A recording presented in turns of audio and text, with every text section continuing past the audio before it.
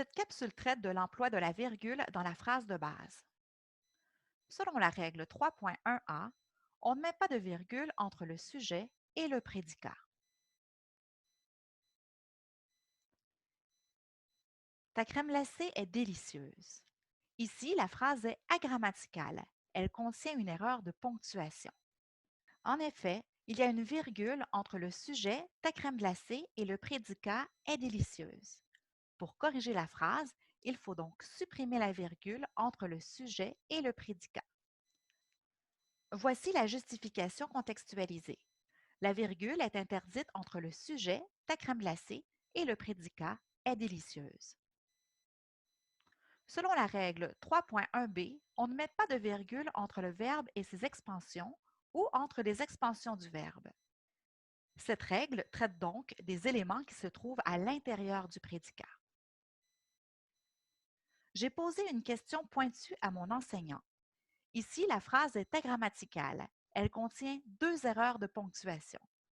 La première virgule sépare le verbe « est posé » de son expansion, ici, le complément direct, une question pointue. La deuxième virgule sépare les expansions du verbe. Elle sépare le complément direct, une question pointue, et le complément indirect, à mon enseignant. Pour corriger la phrase, il faut donc supprimer les deux virgules. Voici la première justification contextualisée. La virgule est interdite entre le verbe « est posé » et le complément direct, une question pointue. Et voici la deuxième justification contextualisée. La virgule est interdite entre les expansions du verbe, ici le complément direct, une question pointue, et le complément indirect, à mon enseignant. Comme vous le savez, le complément de phrase peut être déplacé. Il peut être déplacé en tête de phrase, entre le sujet et le prédicat, et parfois même à l'intérieur du prédicat. Dans ce cas, selon la règle 3.2a, le complément de phrase qui n'est pas placé après le prédicat doit être détaché par une ou des virgules. Mon frère assiste à son cours tous les mardis après-midi. Ici, le complément de phrase est « tous les mardis après-midi ». Dans la phrase de base, le complément de phrase se trouve dans sa position canonique, c'est-à-dire qu'il se trouve après le prédicat « assiste à son cours ». Si le complément de phrase est déplacé en tête de phrase, il faut le détacher par une virgule. Tous les mardis après-midi, mon frère assiste à son cours. Puisque le CP ne se trouve plus après le prédicat « assiste à son cours », il doit être détaché par une virgule. Si le complément de phrase est déplacé entre le sujet « mon frère » et le prédicat « assiste à son cours », il doit être encadré de virgule. Voici la justification contextualisée. Le complément de P, tous les mardis après-midi, n'est pas placé après le prédicat « assiste à son cours ». Il doit donc être encadré de virgule. Lorsque le complément de phrase est court, c'est-à-dire qu'il comprend 3 mots ou moins, on peut ne pas mettre de virgule. Ces virgules sont alors facultatives. Chaque mardi, mon frère assiste à son cours. Le complément de phrase chaque mardi se trouve en tête de phrase.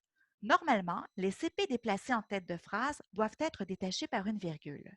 Mais puisque le complément est court, c'est-à-dire qu'il se compose de 3 mots ou moins, on peut choisir de ne pas mettre la virgule. Mon frère assiste chaque mardi à son cours.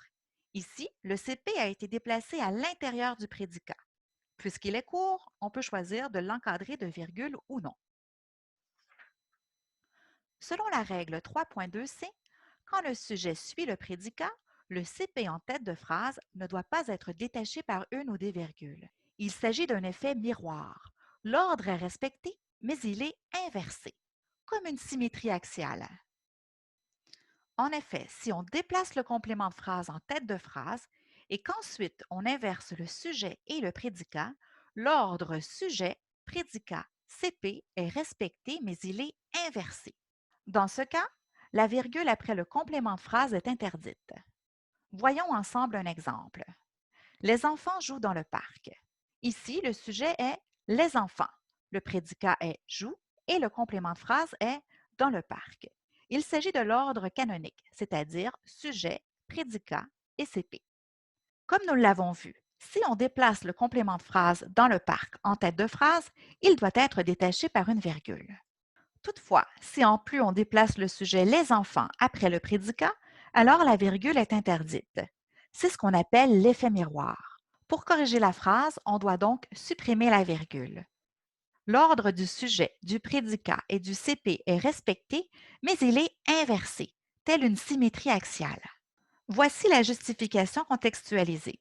Le CP en tête de phrase dans le parc ne doit pas être détaché par une virgule puisque le sujet, les enfants, suit le prédicat joue.